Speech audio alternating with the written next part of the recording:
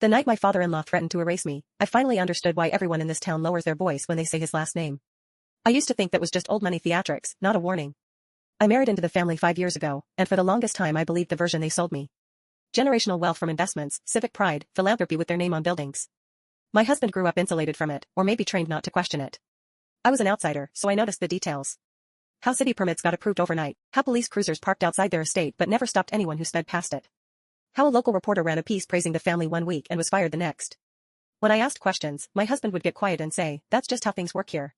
The first real crack came at a family dinner when his uncle joked about a strike at one of their warehouses and said, "People forget who feeds them."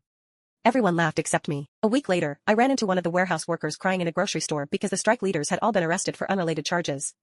That night, I asked my husband if his family had anything to do with it. He told me to drop it. Then his father asked me to join him in his study, closed the door, and said something that made my blood run cold. He didn't raise his voice. He didn't have to. He told me that curiosity was dangerous, especially for someone living under our umbrella. He reminded me that the house we lived in was owned by a trust, that my job had come through one of his friends, that my student loans had been mysteriously forgiven after the wedding. I felt stupid for not connecting those dots sooner. When I pushed back, he smiled and said he admired my spirit but that accidents happen when people misunderstand their place. I left the study shaking and told my husband everything. He got angry, but not at his father, at me. He said I was exaggerating, that I didn't understand the pressure his family lived under, that loyalty mattered more than feelings. Over the next month, small things started going wrong. My car was ticketed constantly. My boss put me on probation without explanation. Friends stopped returning my calls. When I tried to visit my mother in another state, my flight was mysteriously cancelled twice. I started keeping notes, screenshots, dates.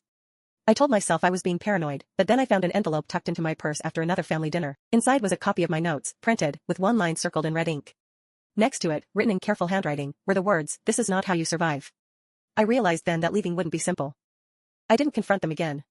I pretended to fall back in line while quietly planning an exit that didn't look like one.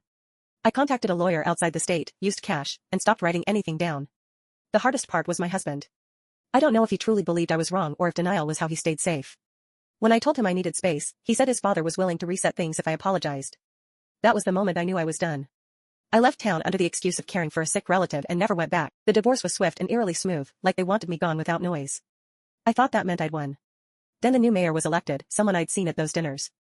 A few weeks later, I read about a whistleblower case involving one of the family's companies being dismissed due to lack of evidence. The name of the judge made my stomach drop. It was my former neighbor. I'm safe now, physically, but I still hesitate before posting anything online or speaking too freely. Sometimes I wonder if I'm the villain in their story, the ungrateful outsider who didn't understand the rules. Other times, I'm terrified I understood them perfectly, and that the only reason I'm still breathing is because disappearing quietly was exactly what they wanted.